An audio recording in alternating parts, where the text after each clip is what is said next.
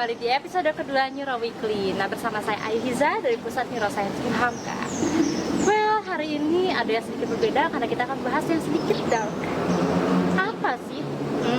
Pembunuhan.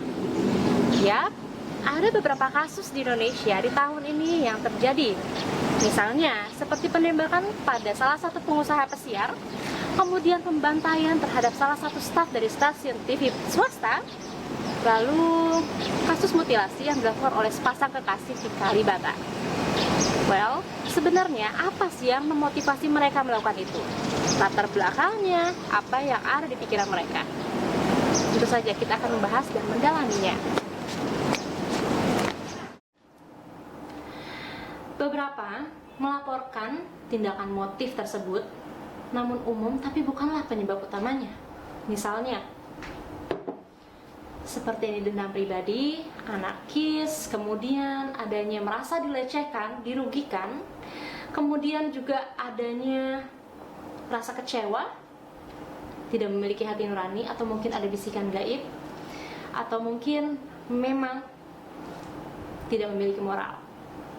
Well, sebagian dari kita mungkin sudah berpikir bahwa beberapa korban memang memiliki relasi terhadap pembunuhnya. Ya, beberapa ahli menjelaskan beberapa motif atau mendiagnosa sebenarnya apa motif di balik pembunuhan tersebut. Ya, kebanyakan seperti yang saya jelaskan tadi, tapi sebenarnya tidak banyak yang menjelaskan sebenarnya apa yang latar belakanginya, mengapa hal tersebut bisa muncul.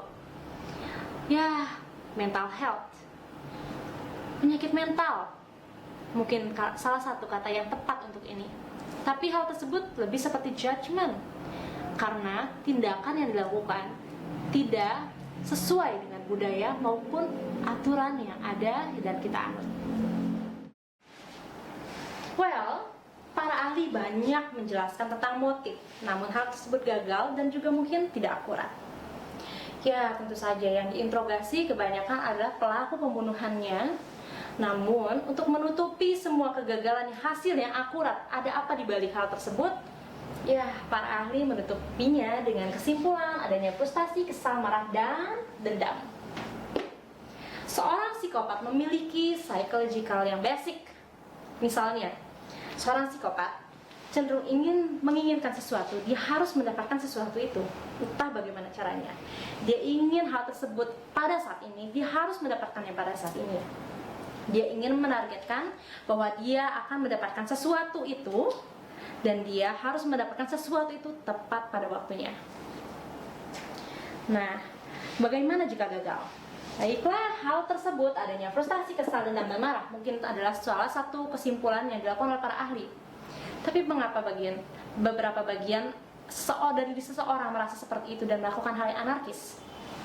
Ya, tentu saja adanya self-handicapping. Self-handicapping merupakan strategi seorang psikopat untuk menurunkan perasaan frustasi, kesal, dendam, dan marah tersebut, sehingga dia menyalahgunakan zat atau mungkin membunuh. Alasan yang satu, pencapaian tujuan. Pencapaian tujuan, entah bagaimana caranya untuk mendapatkannya. Misalnya ada beberapa orang yang merasa kesal karena tujuannya tidak tersampaikan, atau mungkin kecewa karena adanya penguluran, atau mungkin merasa tidak adil. Nah, hal tersebut seorang psikopat mampu mengolah pemikirannya untuk mendapatkan hal tersebut dan mengulir waktu untuk mendapatkannya dengan cara menyakiti seseorang ataupun membunuh. Ya, kembali lagi hal tersebut mengenai emotional intelligence.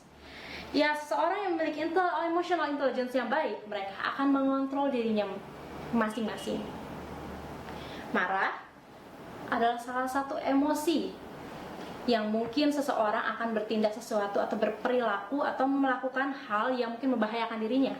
Tapi seorang yang memiliki emotional intelligence yang baik mungkin akan mengontrol dirinya dan akan memulai dengan berpikir positif. Ya, sebagian besar orang sukses memiliki emotional intelligence karena mereka dapat mengontrol emosinya sendiri. Nah, apa perbedaannya antara kita dengan seorang pembunuh? Well, apakah Anda memiliki emotional intelligence yang baik? Atau mungkin Anda sering melempar barang? atau menyakiti orang lain ketika marah? Lalu apa perbedaannya dengan sang pembunuh? Tentu Anda pasti bertanya-tanya dong semuanya. Well, simple. Apakah kita mampu mengontrol diri kita, berpikir lebih positif ke depannya, atau kita terbutakan oleh hal tersebut? Orang dengan emotional intelligence yang baik itu sudah ditanamkan beberapa hal. Misalnya pengetahuan tentang sosial ataupun agama, atau mungkin dia merasakan hal-hal yang pahit di sebelumnya sehingga dia menjadi wise pada saat ini. Tapi kita tidak boleh langsung menjudge apakah orang tersebut melakukan kekerasan sehingga menjadikannya seorang psikopat, atau misalnya dia memiliki penyakit mental lainnya. Karena tentu saja setiap orang tidak semua memiliki pendidikan yang baik seperti kalian, misalnya agama yang baik ataupun pengetahuan sosial yang baik. Ya, sekian dari saya. See you di next vlog di episode ketiga. Bye bye.